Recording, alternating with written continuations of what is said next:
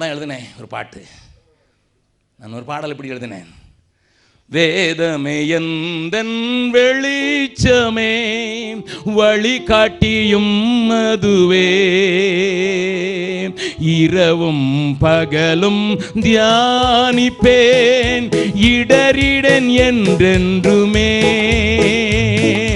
வேதமே எந்தன் வெளிச்சமே வழிகாட்டியும் அதுவே,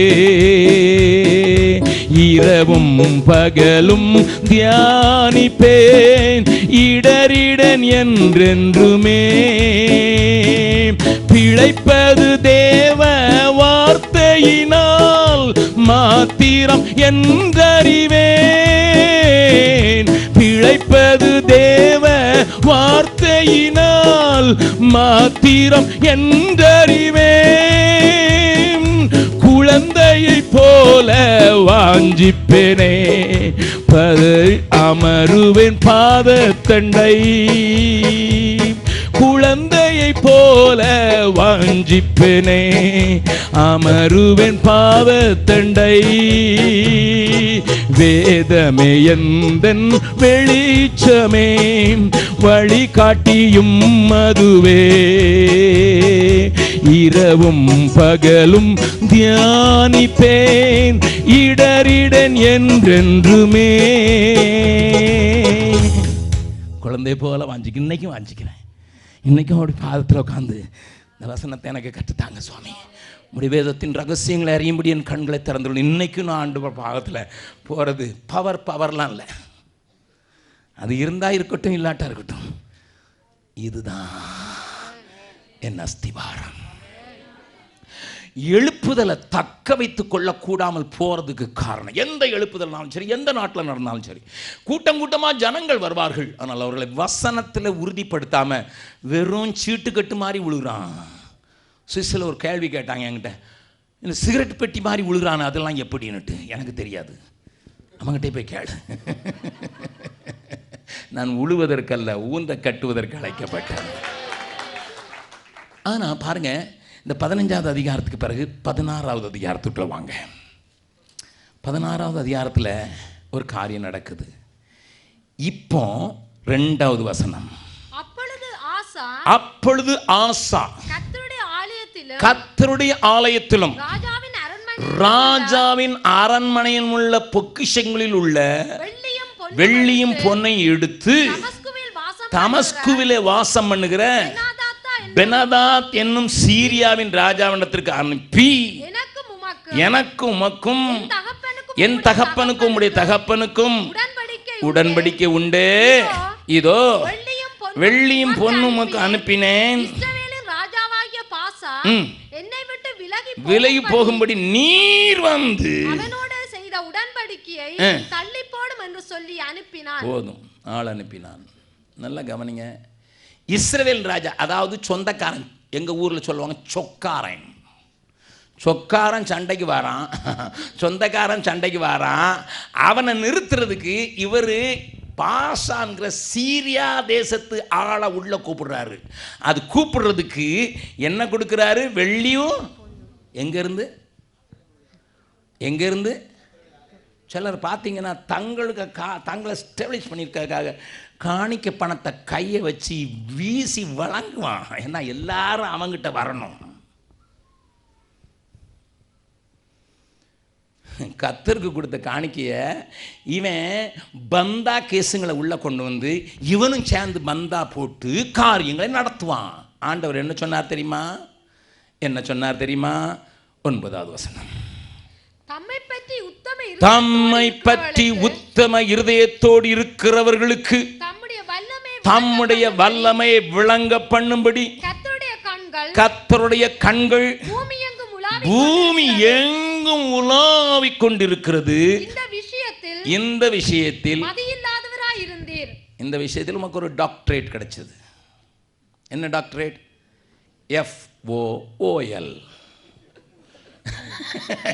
இங்கிலாந்தில் போய் நீங்கள் டாக்டர் ஆகி மறுபடியும் ஃபர்தராக படிச்சிங்கன்னா FRCSன்னு சொல்லுவாங்க. அதாவது ஃபெல்லோ ஆஃப் ராயல் அப்படின்னு சொல்கிறதுக்கு பதிலாக எஃப்ஆர்சிஎஸ் அப்படின்னு நிறைய டிகிரி இருக்குது. அதே மாதிரி இப்போ ஆண்டவரும் இவனுக்கு ஒரு டிகிரி கொடுக்குறார், எஃப்ஓஓஎல். முழு பேர் என்னது? ஃபூல். நிறைய பேருக்கு டாக்டர் பட்டம் கிடைக்கல, அவங்களுக்கு எஃப்ஆர்சிஎஸ் மாதிரி எஃப்ஓஓஎல் கிடச்சிருக்குது. இவன் காசை கொடுத்து தான் வாங்கினான். பக்கத்தில் சொல்லுங்க, கர்த்தருடைய காசை எடுத்து தேவையில்லாததுக்கு உன் பாதுகாப்புக்கு நீ செலவழிக்க ஆரம்பித்தால் ஆண்டவர் உன்னை பார்த்து சொல்வார், நீ ஒரு முட்டாள். கவனிங்கள் நன்றாக. அங்கேயும் ஆண்டவர் என்ன சொல்லுமா, உத்தம இருதயத்தோடு இருக்கிறவர்களே. கர்த்தருக்கு தேவையானவங்க உத்தமர்கள் தான், பீப்புள் ஆஃப் இன்டெகிரிட்டி. தன்னுடைய உத்தமத்தில் நிற்கிறவர்களை தேவன் தேடி அவருடைய கண்கள் அலைந்து கொண்டே இருக்கிறது. ஆசா நல்ல ராஜா, மேடைகளை அகற்றினா, விக்கிரகங்களை அகற்றினா, பைபிள் சொல்லிக் கொடுக்கறதுக்கு ஆட்களையும் வச்சான். 4வது வசனம் 14:4 அப்படி தான் இருக்குது, கற்பிக்கிறதுக்கு ஆள்பனா. ஆனால் கடைசி நேரத்தில் எண்ட் வாஸ் பேட். முடிவில் இது முதற்கொண்டு உமக்கு யுத்தங்கள் நேரிடும் என்றான். உடனே என்ன செஞ்சது? நடந்தது 10வது வசனம். அதன் நிமித்தம் நல்ல ராஜாவாய ஆசா, அது நிமித்தம் ஆசா ஞான திருஷ்டிக்காரன் மேல் சினந்து கடும் கோபம் கொண்டு அவனை காவலறையில் வைத்தான். இதல்லாமல் அக்காலத்தில் ஜனங்களுக்குள் சிலரை கொடூரமாய் நடப்பித்தான். அப்படி நடக்கும்போது 12வது வசனம் வாசிங்க. ஆசா அரசாண்ட 39ஆம் வருஷத்திலே தன் கால்களில் வியாதி கண்டு அவன் நோவு மிகவும் உக்கிரமாய் இருந்தது. அவன் தன் வியாதியிலும் கர்த்தரை அல்ல பரிகாரிகளையே தேடினான். நன்றாய் ஆரம்பித்தவன், நன்றாய் ஓடினவன், நலமானவைகளை செய்தவன், இஸ்ரவேலுக்கு தேவ கற்பனைகளை போதிப்பதற்கு ஆட்களை நியமித்தவன், இன்றைக்கு கர்த்தரை தேடாமல் பரிகாரிகளை தேடினபடினால கர்த்தர் அவன் காலத்தில் செய்ய வேண்டிய காரியத்தை செய்ய முடியவில்லை. ஆண்டவர் எவ்வளோ சோர்ந்து போக வேணும் அப்படிங்கிறத நான் யோசித்து பார்ப்பேன். நம்பினவங்கெல்லாம் அந்த மாதிரி ஆனாங்கன்னா என்ன செய்யறது ஆண்டவரே? உங்கள் நம்பிக்கைக்கு பாத்திரமாக இருக்க வேண்டியவங்கள்லாம் இப்படி விழுந்து போனாங்கன்னா என்னையா செய்கிறது? கர்த்தருடைய ஆலயத்தின் பணத்தை எடுத்து எதிரிக்கு கொடுத்துக்கிட்டு இருக்கிற ஆட்களை பார்த்தா என்ன கஷ்டமாக இருக்குது ஐயான்னு சொல்லி அழும்போது ஆண்டவர் சொல்கிறார், 17வது அதிகாரம் 1வது வசனம். அவன் ஸ்தானத்திலே அவன் குமாரனாகிய யோசபாத் ராஜாவாகி அல்லேலூயா இஸ்ரவேலுக்கு விரோதமாய் பலப்பட்டான். நான் 3வது வசனத்திலிருந்து வாசிங்க. 3:4.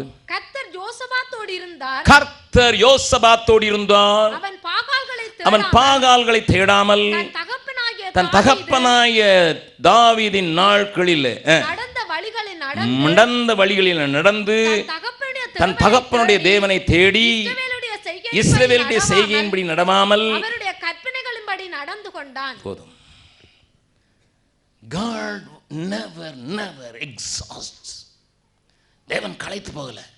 ஒருத்தவங்க தூக்குறேன், ஏன்னா எனக்கு ஜனங்கள் ரட்சிக்கப்படணும், உலகம் சந்திக்கப்படணும், உலகம் ரட்சிப்பை காணணும். அது யூதாவில் இருந்து வரும். Come on, let me raise another man. யோசபாத் அவனோட இருக்கிறார். யோசபாத்தினுடைய கதை உங்களை எல்லாருக்கும் தெரியும். 17வது அதிகாரம், 18வது அதிகாரம், 19வது அதிகாரம், 20வது அதிகாரம் வரைக்கும் நீங்கள் நன்றாக அறிந்திருக்கிறீர்கள். ஏன்னா நமக்கு எல்லாருக்கும் தெரியும், பெராக்கான்னு சொன்னால் பெராக்காவில் கூடினோம் என்று பாடுகிறோம். அதனால் பெராக்கா எப்படி வந்ததுன்னு தெரியும். முன்னால் பாட்டுக்காரங்களெல்லாம் நிறுத்தினா, ஒர்ஷிப் லீடர்ஸை நிறுத்தினா ஆண்டவர் எல்லாத்தையும் மாற்றுவார்னு சொல்லி ஒர்ஷிப்பை மேன்மைப்படுத்தி பிரசங்கம் பண்ணுகிறவருடைய பிரசங்கத்தை கேட்டதுனால நமக்கு பெராக்கா தெரியும். ஆனால் ஒரு முக்கியமான டேஞ்சரை நான் உங்களுக்கு காட்டி கொடுக்க போகிறேன். யோசபாத் நல்ல மனுஷன், இஸ்ரவேலில் பெரிய எழுப்புதலுக்கு காரணமாக இருந்தவன், தனக்கு எதிர்ப்பு வரும்போதெல்லாம் உபவாசத்தை கூறி ஜனங்களோடு கூட கடந்து அழுகிறவன், ஆண்டோடைய வார்த்தைக்கு கீழ்ப்படிந்து எதிரியை எதிர்கொள்வதற்கு முன்னால் பாட்டுக்காரர்களை வைக்கிறவன்.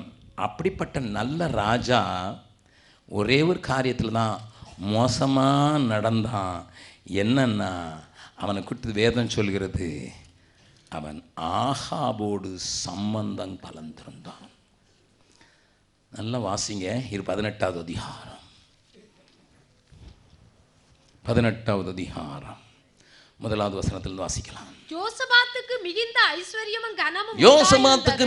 ஐஸ்வரியமும் கனமும் உண்டாயிருந்தது. அவன் ஆகாபோடு சம்பந்தம் கலந்து. போதும், பக்கத்தில் கைப்பிடி சொல்லுங்க. யாரு கூட சம்பந்தம் கலக்குறீங்கிறது முக்கியம். நல்லவங்க தான் நீங்க. ஆண்டவர் உங்களோட இருக்கிறாரு, ஐஸ்வர்யத்தை தந்திருக்கிறாரு, வெற்றிகளை தருகிறாரு. நீங்க யாரோட சம்பந்தம் கலக்குறீங்கிறது முக்கியம். ஆகாப் யாரு சொல்லுங்க?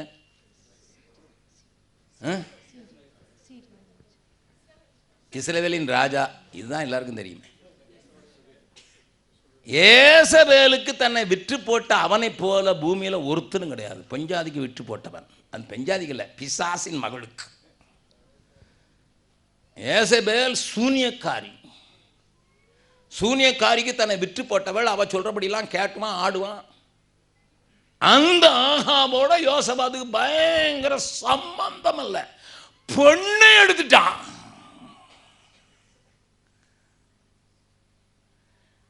யோசபாத்துக்கு ஒரு பிள்ளை பிறந்தான், அவனுக்கு பேர் யோராம். ஆகாபுக்கு ஒரு பிள்ளை பிறந்தா, அவனுக்கு பேர் யோராம்.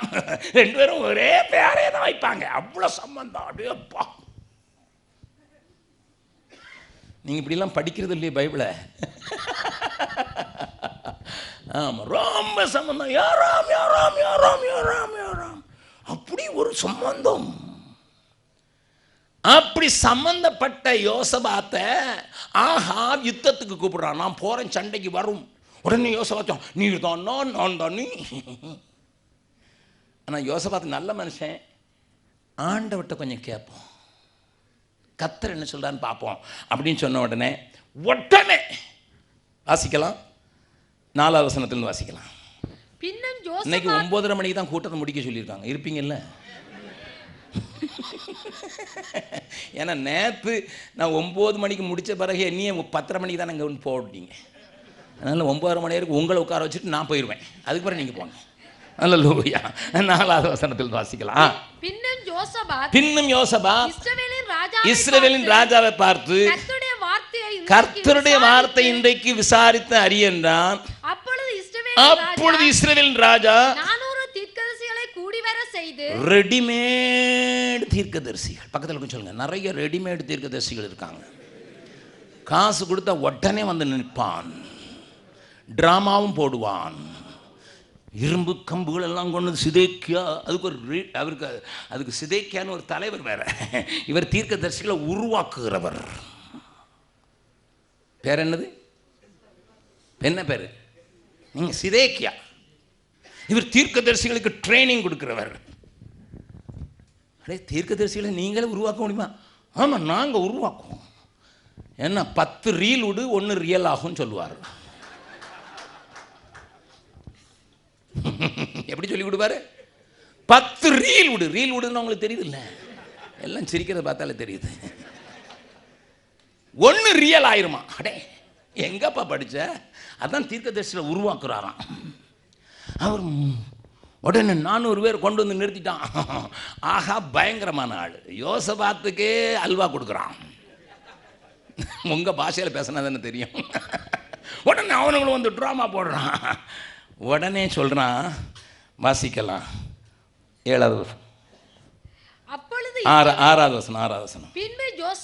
பின்பு யோசபாத் நாம் விசாரித்து அறிகிறதற்கு இவர்களை அல்லாமல் கர்த்தருடைய தீர்க்கதரிசி வேற யாராகிலும் இங்கே இல்லையா என்று கேட்டார். யோசபாத்துக்கு தெரியும், அவ்வளவு பேரும் வாடகைக்கு வந்த ஆளு. எல்லாம் வாடகைக்கு வந்திருக்கான். இவர்களை எல்லாம் கர்த்தருடைய தீர்க்கதரிசி ஒருத்தர் இல்லையா? உடனே ஆகாப் என்ன சொல்றான் பாருங்க. அப்பொழுது இஸ்ரவேலின் ராஜா யோசபாத்தை நோக்கி, கர்த்தரிடத்தில் விசாரித்து அறிகிறதற்கு இம்லாவின் குமாரனாகிய மிகாயா என்னும் மற்றொருவன் இருக்கிறான். எனக்கும் தெரியும் அவன் ஒருத்தன் இருக்கான்னு தெரியும். யாருக்கு தெரியும்? ஆகாபுக்கும் தெரியும் யார் சரியான ஊழியக்காரன்னு தெரியும். பக்கத்தில் இருக்கும் சொல்லுங்க. ஆகாபுக்கும் தெரியும் 400 பேர் சரியான ஆளா, ஒரு ஆள் சரியான ஆளான்ட்டு. நீங்கள் எந்த பக்கம் கேளுங்க, உங்களை கேட்டு பார்த்து கேளுங்க. 400 பேர் பக்கமா அல்லது ஒரு ஆள் பக்கமா? பிரதர், நாங்கள்லாம் ஐக்கியமாக இருக்கிறோம் 400 பேரும். நீ தனியாக நின்னா வரமாட்டீங்க. நாங்கள் ஒரு ஃபெல்லோஷிப் ஃபார்ம் பண்ணியிருக்கோம். சிதேக்கியா தான் அதுக்கு தலைவர். அவர் என்ன சொல்கிறார் அதுக்கு நாங்கள் சிங் சக்.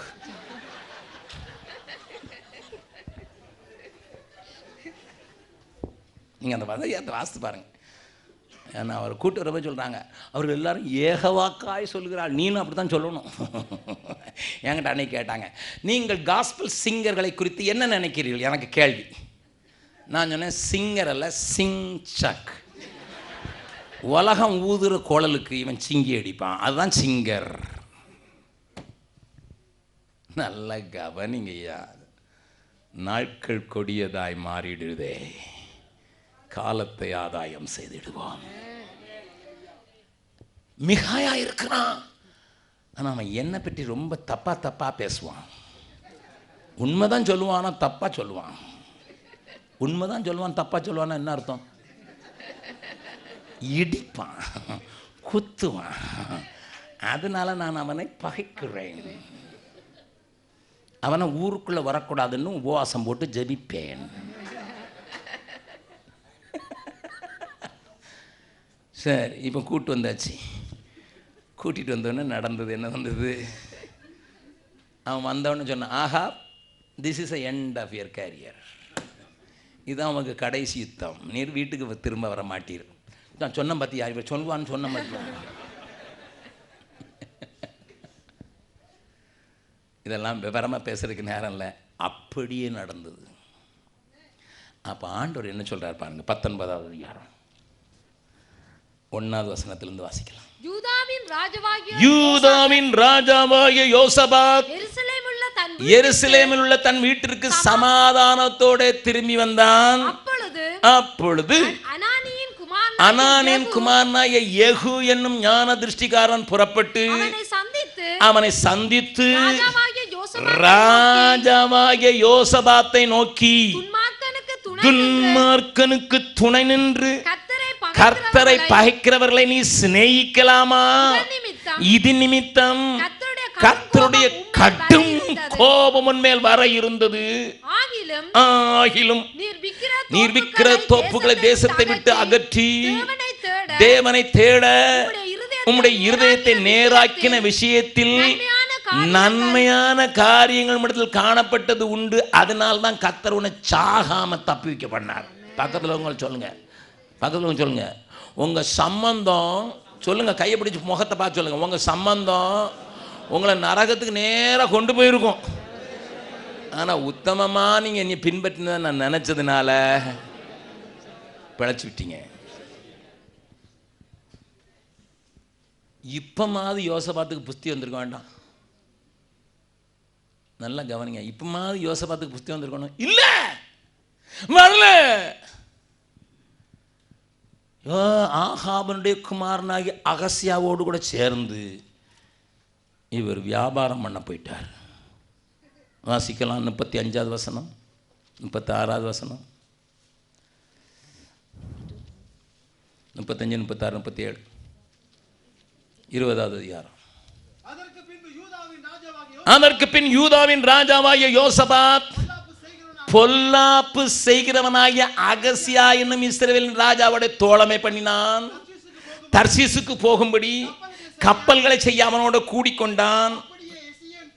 கப்பல் செய்தார்கள். அடுத்த வசனம், மரேசே ஊரானாய தொதாயின் குமாரனாய் எலியேசர் யோசபாத்துக்கு விரோதமாய் தீர்க்க தரிசனம் சொல்லி, நீர் அகசியாவோட கூடிக்கொண்டபடியால் கர்த்தருடைய கிரியைகளை முறித்து போட்டார் என்றான். பக்கத்தில் இருக்கவங்க சொல்லுங்க, பிஸ்னஸ் பண்ணுங்க, நல்லா சம்பாதிங்க.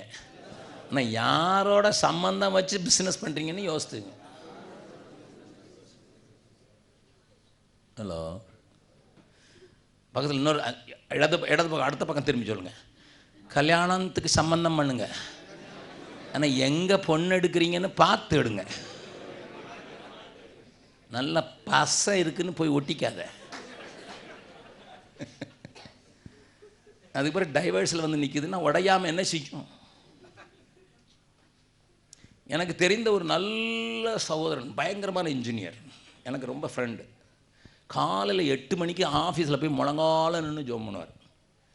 அவருக்கு கல்யாணம் பண்ணும்போது அவங்க அம்மா அப்பா சொன்னாங்க, தம்பி நீ பண்ணுற வியாபாரம் பெருசாகணுன்னா நல்ல இடத்துலேருந்து ஒரு பொண்ணு வருது, ஒத்தைக்கு ஒரு பொண்ணு, பயங்கரமான சொத்து இருக்குது, அதனால கல்யாணம் பண்ணு. இவருக்கும் பார்த்தா ராமா நம்ம பெரிய, அவர் ஒரு கம்பெனி வச்சுருந்தார், சின்ன கம்பெனி வச்சுருந்தார். பெரிய கம்பெனி ஆகணும்னா வைக்கலான்னு சொல்லிட்டு பெரிய டெவலப்பிங் கம்பெனி வர்றதுக்கு அந்த அம்மா பொண்ணு நகை நட்டு எல்லாம் கொண்டு வந்தா.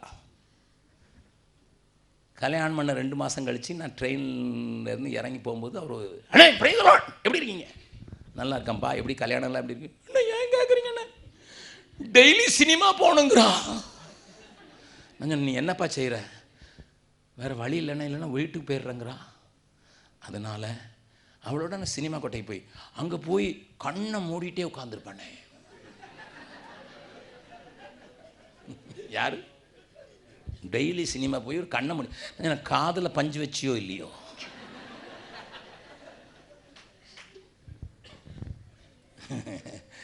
காசுக்காக சம்பந்தம் கண்டுபிடிச்சிட்டு லபோ லபோ லபோ லபோலோன்னுட்டு அதுக்கு பிறகு ஏன் அடிக்கிற?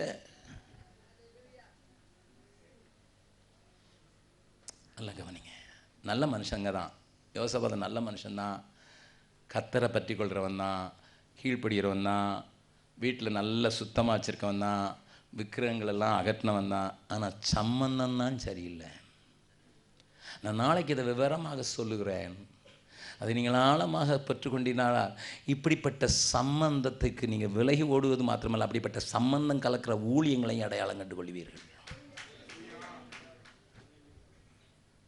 நல்ல மனிதர்கள், அநேக நல்ல ஊழியர்கள் இன்றைக்கு யாரோடு உட்கார்ந்து கதை அடிக்கிறார்கள் என்பது உங்களுக்கு தெரியும்.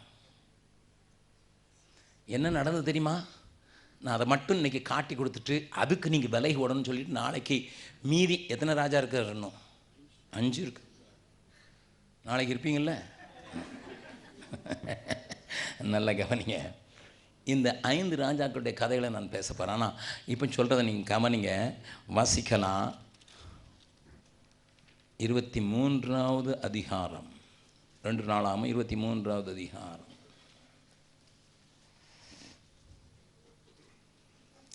அந்த நாளைக்கு நான் யோய்தாவை குறித்தும் யோவாசை குறித்தும் பேசுவேன். ஆனால் யோவாஸ் என்று சொல்லப்படுகிற அந்த தேவனுடைய மனுஷனை ஆண்டவர் எழுப்பினான். அவன் 7 வயசில் ராஜாவானா. அவனுக்கு உதவி செய்த யோய்தா என்கிற ஆசாரியனை குறித்து நாளைக்கு பேசுகிறேன். இவங்களை எல்லாத்தையும் முடித்த உடனே அந்த இடத்துல யார் தெரியுமா ராஜாவானது? வாசிக்கலாம். 22வது அதிகாரம் 12வது வசனம். இவர்களோடு அவன் 6 வருஷமாய் கர்த்தருடைய ஆலயத்திலே ஒளித்து வைக்கப்பட்டிருந்தான். யோவாஸ் என்று சொல்லப்படுகிற ராஜா 6 வருஷமாய் கர்த்தருடைய ஆலயத்தில், அவனுக்கு 1 வயசு, அந்த நேரத்தில் 1 வயசுலேருந்து சின்ன குட்டி பிள்ளையா ஆலயத்தில் யோய்தா என்கிற ஆசாரியன் மறைச்சி வச்சு 7 வயசுல தான் அவனை ராஜாவாக்கினாங்க. ஆனால் அந்த ஒழிக்கப்பட்டிருந்தான். அப்போ யார் இருந்தது? யார் இருந்தது? அத்தாலியால் தேசத்தின் மேல் ராஜ்யபாரம் பண்ணினாள். 10வது வசனம் இப்போ வாசிங்க. அதே அதிகாரத்தில் அகசியாவின் தாயாகிய அத்தாலியாள். யாரு? அகசியாவின் தாயாள். நல்ல கவனிங்க. இந்த அத்தாலியாள் இயேசபேல் வழியிலே வந்த சந்ததி. யூதாவின் சிங்காசனத்தில் தாவீது என்கிற உத்தமன் அமைந்திருந்த இடத்தில் இயேசு உட்கார போற சந்ததியில இயேசபேலின் வம்சாவளியான அத்தாலியாள். காரணம் என்ன? காரணம் என்ன? யோசபாத் என்கிற நல்லவன். இவன் சம்பந்தம் கலந்திருந்தான். அதை நீங்கள் வீட்டில் போய் படித்து பாருங்க. இன்னைக்கு இவன் சம்பந்தம் கலந்திருந்தனால அகசியாவின் தாயாகிய அத்தாலியாள் தாவீது உட்கார்ந்துருக்க இடத்துல உட்கார்ந்துருக்க அன்னைக்கு சபையில் நடக்கிறதோ அதுதான். என் ஆண்டவர் ராஜரீகம் பண்ணி உட்கார்ந்து அரசாள வேண்டி அவர் இருக்க வேண்டிய இடத்துல யேசபேல் என்கிற பில்லி சூனியத்துக்கு தன்னை வெற்றி போட்டவளும், அகங்காரம் கொண்டவளும், மமதை கொண்டவளும், ஜனங்களை யெகூவையே மயக்கிறதுக்கு கண்மை இட்டு யெகூ என்று சொல்லி மயக்குவதற்கு விட்டு போட்ட யேசபேலின் சந்ததி இந்த இடத்துல உட்கார வைக்கப்பட்டிருக்கிறது. அநேக சபைகளிலே சபையை கொண்டுதான் ஆண்டவர் வசனத்தில் சொன்னபடி உலகத்தை ஆசீர்வதிக்கணும், சபையை கொண்டுதான் அந்த ரட்சிப்பை கொடுக்கணும், சபையை கொண்டுதான் செய்யணும். ஆனால் சபையின் சிங்காசனத்தில் வீட்டிருக்க வேண்டிய இயேசு இருக்க வேண்டிய இடத்துல ஆண்டவர் ஒரு சபையை காட்டுறார். அதை காட்டுறேன். வெளிப்படுத்தின விசேஷம் 2வது அதிகாரம் 18வது வசனத்தை வாசிக்கிறோம்.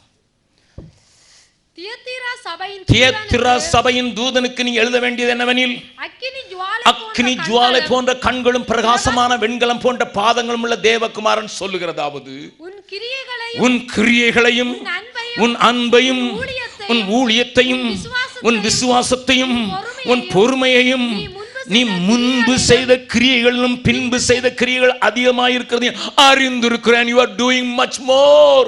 உன் அன்பை அறிவேன், உன் ஊழியத்தை அறிவேன், உன் விசுவாசத்தை அறிவேன், உன் பொறுமையை அறிவேன். நீ முன்னால காட்டில இப்ப அதிகமா கிரியை செய்கிற. ஆகிலும் உன் பேரில் எனக்கு குறை உண்டு. என்ன குறை? என்னவெனில் தன்னை தீர்க்கதரிசி என்று சொல்லுகிற யேசபேல் என்னும் ஸ்திரீயானவள் என்னுடைய ஊழியக்காரர் வேசித்தனம் பண்ணவும் விக்கிரகங்களுக்கு படைத்தவளை புசிக்கவும் அவர்களுக்கு போதித்து அவர்களை வஞ்சிக்கும்படி நீ அவளுக்கு இடம் கொடுக்கிறாய். அவள் மனம் திரும்படியாக ஆண்டவரை பாருங்க, அந்த ஆளை கூட மனம் திரும்பும்படி தவணை கொடுக்கிறார். ஊழியக்காரர்களை கெடுத்து, ஊழியக்காரர்களை வேசித்தனம் பண்ண வைத்து, ஊழியக்காரர்களை விக்கிரகங்களுக்கு படைத்தவளை புசிக்க வச்சு போதித்து வஞ்சிக்கிறவளையும் மனம் திரும்புவதற்கு காத்து நிற்கிற ஒரு நல்ல ஆண்டவர் ஐயா என் ஆண்டவர். My God wants to give chances to everybody. நீ யாரா இருந்தாலும் சரிதான், நீ யாரா இருந்தாலும் சரிதான், நீ எவ்வளவுதான் கடினம் உள்ளவனாக உலகத்துக்கு உன்னை விட்டு போட்டாலும், உலகத்தின் பின்னே போவதற்கு நீ உன்னை விட்டு கொடுத்திருந்தாலும் நீ மனம் திரும்ப மாட்டாயா என்று ஏங்குகிற ஆண்டவரையா என் ஆண்டவர்.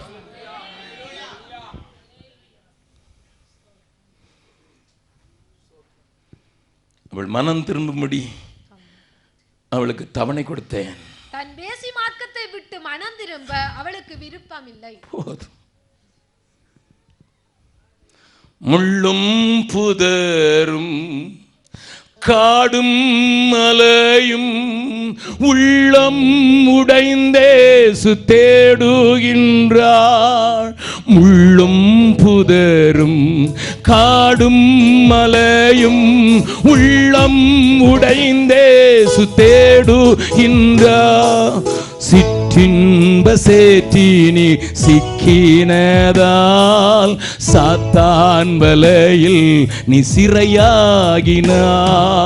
சிற்றின்ப சேற்றினில் சிக்கினதால் சாத்தான் வலையில் நீ சிறையாகினாய். காணாத ஆட்டின் பின்னே கர்த்தர் கண்ணீருடன் அலைந்தார்.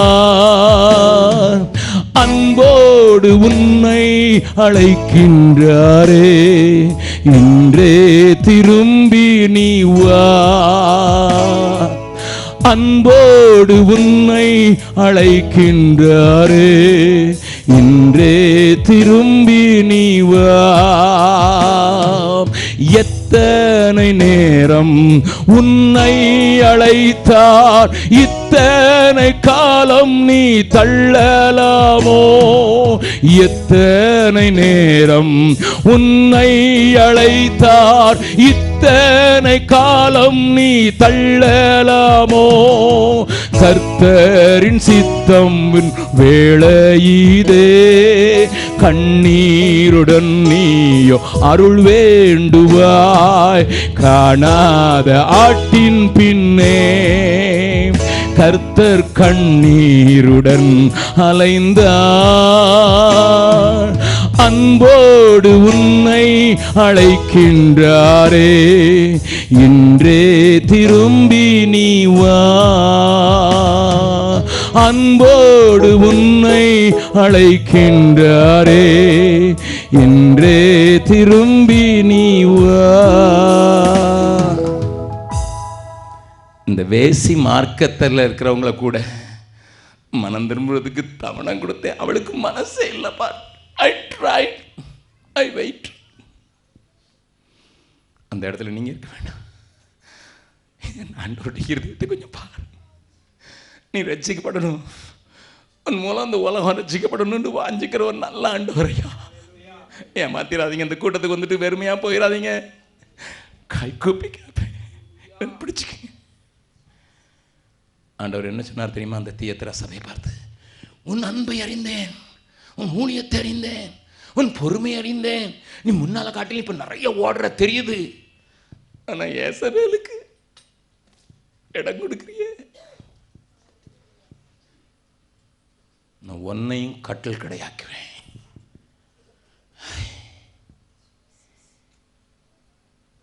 நல்ல கவனிங்க. ஏசபேலின் ஊழியத்தை போல அநேக ஊழியங்கள் உண்டு. ஜனங்களை வஞ்சிக்கிற ஊழியங்கள் உண்டு.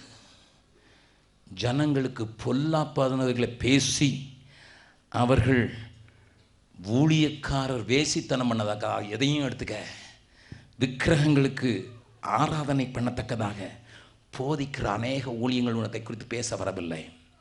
அதுக்கு நீ காணிக்க கொடுத்தீன்னா நீனும் பங்கு. என்ன சொல்ற? இன்னும் நல்லா செய்யுங்க, இன்னும் நிறைய ஊழியக்காரங்களை தலைவடிச்சு போடுங்க, இன்னும் நிறைய ஊழியக்காரங்களை தட்டி விடுங்க ஐயா அப்படின்னு நீ சொல்றன்னு அர்த்தம். நீ சொல்ல முடியாது, நான் காணிக்க கொடுத்துட்டேன், எனக்கு என்ன? நோ. இந்த வேசித்தனம் பண்ணுவதற்கு ஏவுகிற ஊழியங்களுக்கு காணிக்கை தருகிறவர்களையும் ஆண்டவர் சொல்லுகிறார், ஒவ்வொருவனுக்கும் உங்கள் கிரியைகளின்படியே பலன் அளிப்பேன். அந்த அசந்தம்லாம் படித்தா எனக்கு பயமாக இருக்கும், பயமாக இருக்கும். என்னை கேட்கிற எனக்கு காணிக்கை கேட்க வரல. நான் காணிக்கை கொடுக்குமானாலும் யோசித்துப்பார், யாருக்கு கொடுக்குறாய், என்ன செய்கிறது உன்னுடைய காணிக்கை பணம், உன் காணிக்கை பணத்தை வைத்து என்ன செய்யப்படுகிறது யோசித்துப்பார். ஆத்துமாக்களுக்காக செலவழிக்கப்படுகிறதா அல்லது வேறொரு காரியங்களுக்கா, அவருடைய ஆடம்பர வாழ்க்கைக்கா, அல்லது உண்மையாக தேவனை ஜனங்களுக்கு அடையாளம் காட்டி கொடுக்கிறதற்கா? காணிக்கை கேட்குற ஊழியங்கள் ஏராளம். ஊழியங்களுக்கு காணிக்க தேவை, ஊழியங்களுக்கு காணிக்க தேவை. ஆண்டவர் உங்களைத்தான் நம்பி அவர்களை எழுப்புகிறார், நீங்கள் கொடுப்பீர்கள் என்று. கொடுக்க வேண்டிய அவசியம் உண்டு. நான் போக முடியாத இடத்துக்கு போகிறவர்களுக்கு நான் காணிக்க கொடுத்து தாங்காவிட்டால் யார் தாங்குவார்கள்? பட்